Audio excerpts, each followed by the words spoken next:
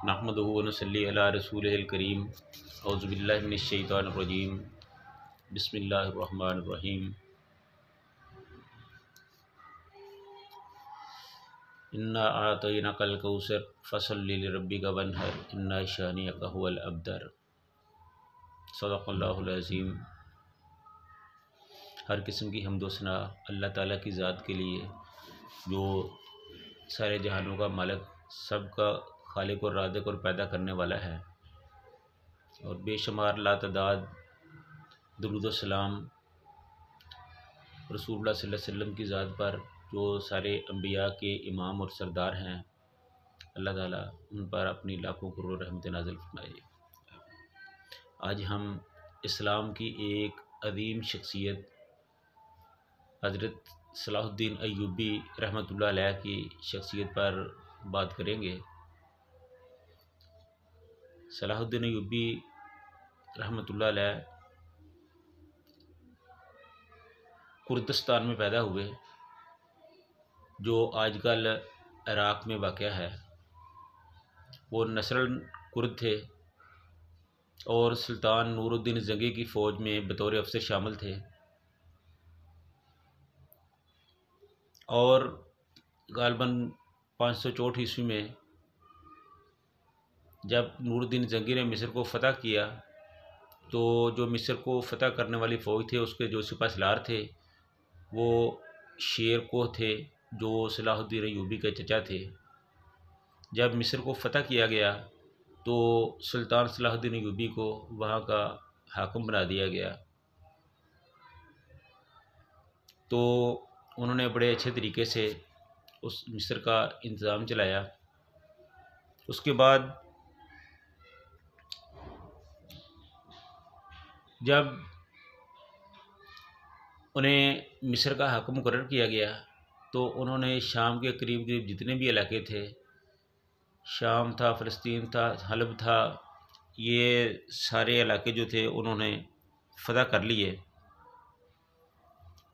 तो इसी असना में सुल्तान नूरुद्दीन ज़ंगी रहमतुल्लाह अलैह का इंतकाल हो जाता है। और सुल्तान नूरुद्दीन ज़ंगी का बेटा यहया, जो तबीयतन नूरुद्दीन ज़ंगी से बहुत मुख्तलिफ था। नूरुद्दीन ज़ंगी एक बहादुर और जहाज़ से मोहब्बत करने वाला आदमी था, लेकिन जो उसका बेटा था वो इन चीज़ों में दिलचस्पी नहीं रखता था।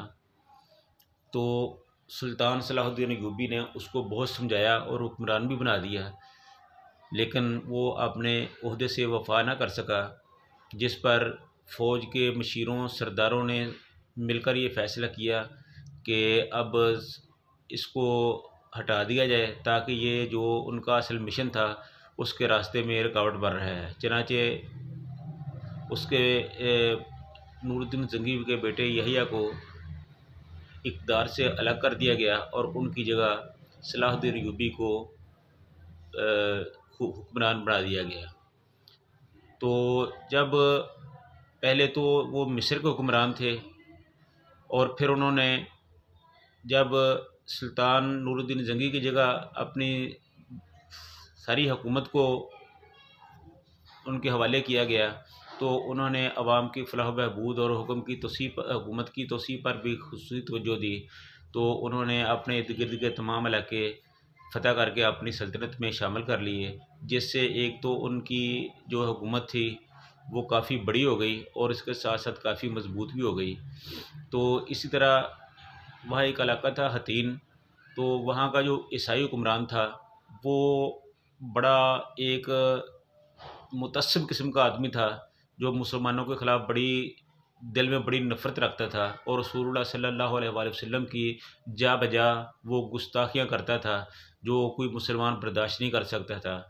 और उसने इसी पर इक्तफ़ा न किया, बल्कि उसने हिजाज़ को फ़तह करने के लिए अपनी फ़ौज जो थी उसके साथ मदीना की तरफ मदीना को फ़तह करने का रुख कर लिया। तो सलाहुद्दीन अय्यूबी रहमतुल्लाह अलैह ने आगे बढ़कर ना सिर्फ उसको रोका, बल्कि उसको बड़ी इबरतनाक शिकस्त दी, जिससे वो हलाक हुआ। सुल्तान सलाहुद्दीन अय्यूबी ने यह कसम खाई हुई थी कि मैं इस शख्स को अपने हाथों से कत्ल करूँगा। तो जंग में तकरीबन 30,000 ईसाई जंग हतीन में 30,000 ईसाई हलाक हुए और इससे कहीं ज़्यादा जो थे वो गिरफ़्तार हुए। तो इसी हालत में जो शाह रोनाल्डो था वो पकड़ा गया, तो सुल्तान सलाहुद्दीन अय्यूबी ने उसे पकड़कर अपने हाथों से उसका सर तन से जुदा कर दिया और इस तरह रसूलुल्लाह सल्लल्लाहु अलैहि वसल्लम का एक जो गुस्ताख था, दुश्मन था, वो अपने अंजाम को पहुंचा। तो इससे थोड़ी देर पहले, तकरीबन 70-80 साल पहले, फ़लस्तीन पर ईसाइयों ने कब्ज़ा कर लिया था। तो नूरुद्दीन ज़ंगी रहमतुल्लाह अलैह ने बड़ी कोशिश की कि फ़लस्तीन जो है वो ईसाइयों से वापस लिया जाए, लेकिन मुसलमानों की आपस की नाइतफ़ाक़ी और इशाफ़दानियों की वजह से वो इस तरफ ना बढ़ सके। तो जब सलाहुद्दीन अय्यूबी मिस्र के हुक्मरान बने तो उनको अल्लाह ताला ने यह मौका दिया। तो अपनी हुकूमत के कामों से फ़ारिग़ होने के बाद उन्होंने बैतुल मुक़द्दस की तरफ तवज्जो दी। तो उन्होंने आगे बढ़कर बैतुल मुक़द्दस पर हमला कर दिया। तो ईसाइयों के साथ बड़ी खूनरेज़ जंग हुई और उस जंग के बाद अल्लाह ताला ने मुसलमानों को फ़तह अता की और इस तरह मुसलमानों ने बैतुल मुक़द्दस पर कब्ज़ा कर लिया और मस्जिद अक़सा को फिर से आज़ाद करा लिया। इस तरह तकरीबन 70-80 साल तक मस्जिद अक़सा जो थी वो ईसाइयों के कंट्रोल में रही। तो जिसके बाद बिलाखिर सुल्तान सलाहुद्दीन अय्यूबी रहमतुल्लाह अलैह ने उसे आज़ाद कराया। और जब सुल्तान सलाहुद्दीन अय्यूबी ने मस्जिद अक़सा को आज़ाद कराया तो उसके बाद 800 साल तक मस्जिद अक़सा मुसलमानों के ज़ेर कुमार रही, ज़ेर असर रही, मुसलमानों का उस पर कब्ज़ा रहा। ताकि 1948 में अमेरिका, बरतानिया, फ़्रांस और दीगर सलीबी क़ुव्वतों की साज़िशों की वजह से सल्तनत उस्मानिया को जब तोड़ा गया तो वो मुसलमानों के फ़लस्तीन मुसलमानों के हाथ से निकल कर फिर गैर मुसलमानों के पास चला गया। और इस तरह एक तो फ़लस्तीन मुसलमानों के हाथ से निकल गया और दूसरा मुसलमानों के दिल यानी अरबों में इसराइल को के नाम पर एक खंजर जो था वो पेवस्त कर दिया गया और आज भी इसराइल मुसलमानों को परेशान कर रहा है। तो इस तरह जब सलाहुद्दीन अय्यूबी रहमतुल्लाह अलैह ने मस्जिद अक़सा पर कब्ज़ा किया, बैतुल मुक़द्दस पर कब्ज़ा किया, तो उसके बाद बहुत सी लड़ाइयाँ हुई जिनकी यहाँ तफसील का टाइम ही नहीं है।